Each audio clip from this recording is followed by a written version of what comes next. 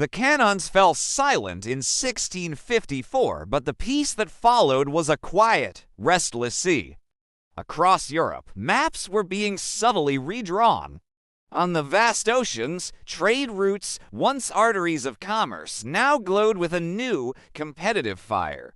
Over distant ports, flags were lowered and replaced, not with the fanfare of conquest, but with the cold calculation of strategy. The war had ended, but the rivalry had just found its true scale.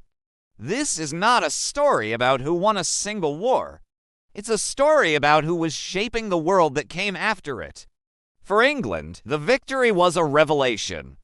In the halls of Parliament, the debate shifted.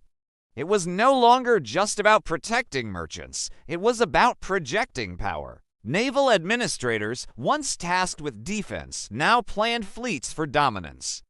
Along the coast, English ports began to expand, their construction driven by ambition, not just necessity. The First Anglo-Dutch War confirmed a revolutionary idea. Sea power was a political weapon of the highest order. For the first time, the state itself, not private companies, would direct naval strategy. Control of trade routes ceased to be a merchant's private ambition. It became the nation's grand policy.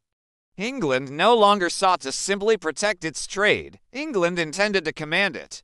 Across the water, the Dutch Republic operated on a different philosophy.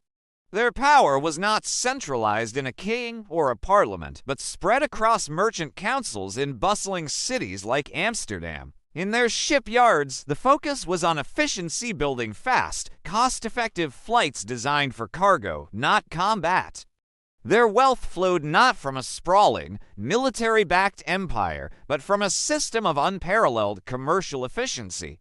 Dutch convoys often sailed with light escorts, their greatest defense being speed and the sheer volume of their trade. Their model relied on open access and economic superiority, not territorial domination.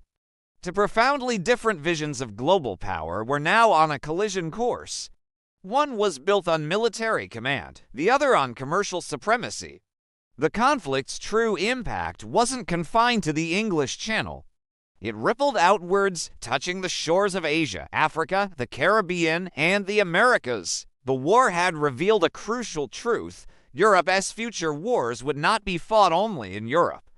Suddenly, obscure trading posts became strategic assets.